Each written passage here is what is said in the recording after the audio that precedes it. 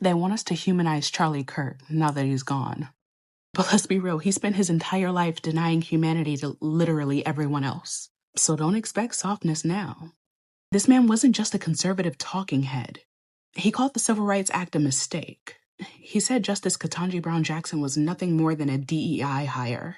He smeared Dr. King, mocked Black professionals, stoked fear of immigrants, and spent every breath turning white grievance into a brand. That's not political disagreement. That's a career built on stripping dignity away from entire groups of people. Right. The second he's gone, suddenly people want compassion. Where was that energy when he was tearing ours down? When he was spitting on the humanity of Black people, we're supposed to forget the damage because the man is dead? Death doesn't erase the harm. Death doesn't clean a record. And let's not pretend that that shot was sloppy rage. And the irony is that Charlie worshipped that same culture of guns and violence. So no, I'm not going to rewrite his story into something soft. The only sympathy that I have is for his children, because they didn't ask for his poison. But for Charlie Kirk, he made it his life's mission to divide, belittle, and that's exactly how history should remember him. Not as a victim, not as a martyr, but as the hateful man that he chose to be. The Supreme Court just decided that skin color was indeed a good enough excuse for ICE agents to apprehend a suspect. Just so we're clear, this actually has nothing to do with Hispanic people and everything to do with setting a precedent. You see, it starts with skin color. It ends with social class. And, just so you know, if you're seeing my face on your phone screen, you are not of a social class to consider yourself safe. First, they run the gambit on all the people of color. And when there ain't nobody left for them to come for, well, then they come for the whites who are poor. You see, if you ain't got at least like 6 expendable figures just sitting in your bank account, in your head, maybe we can all start playing the goddamn game. Anyways, Forson, we should probably figure out what we're going to do to fight back. Because if we don't, we're all fucked. Even if this is exactly what you voted for, you too are very fucked. Now, y'all do me one. When they talk about the Black Panthers, they show you guns and berets, but they never show you what they actually wanted, what they wrote down, what they demanded. So let's change that. Let's talk about the 10-point program, like the real one, though. This wasn't some vague slogan or protest chant. This was a list, a plan, a set of demands from the people who were done asking politely. They wrote it in 1966 for the Black community with no apologies, because they knew that no one else was coming to save them.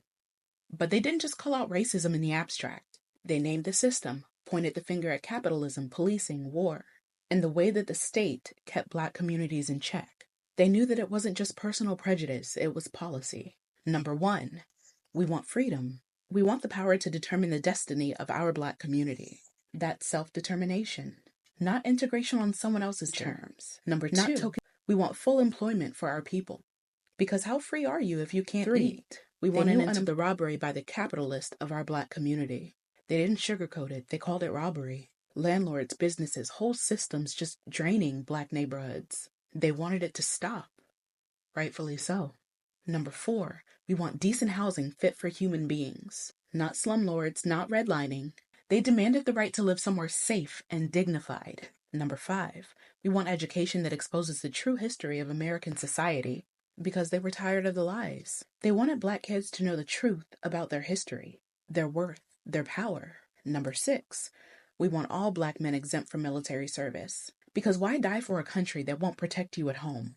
They saw Black soldiers being sent to Vietnam while their own neighborhoods were policed like occupied zones. Number 7, we want an immediate end to police brutality and the murder of Black people.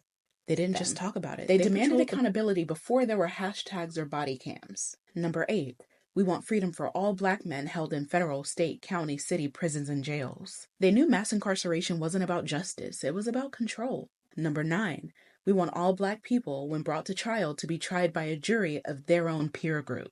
No all-white juries convicting Black defendants. Real justice, actual peers. Number 10, we want land, housing, bread, clothing, education, justice, and peace. They didn't want crumbs, they wanted what they were owed, what they built but had been denied at every turn. And let's be clear, yeah, this program was for Black people, unapologetically. But it also pointed to the systems that hurt anyone at the margins. They were demanding a different world altogether, and they were ready to work with anyone who wanted that too. So next time you hear somebody say the Panthers were just violent or extreme, show them this. Show them the 10 points. Because the scariest thing about them wasn't the guns. It was the clarity. They knew exactly what they wanted. and they refuse to settle for anything Let's less. be real. What we are witnessing right now is not just a series of attacks on powerful Jasmine Crockett in Texas, Letitia James in New York, Lisa Cook at the Federal Reserve Board.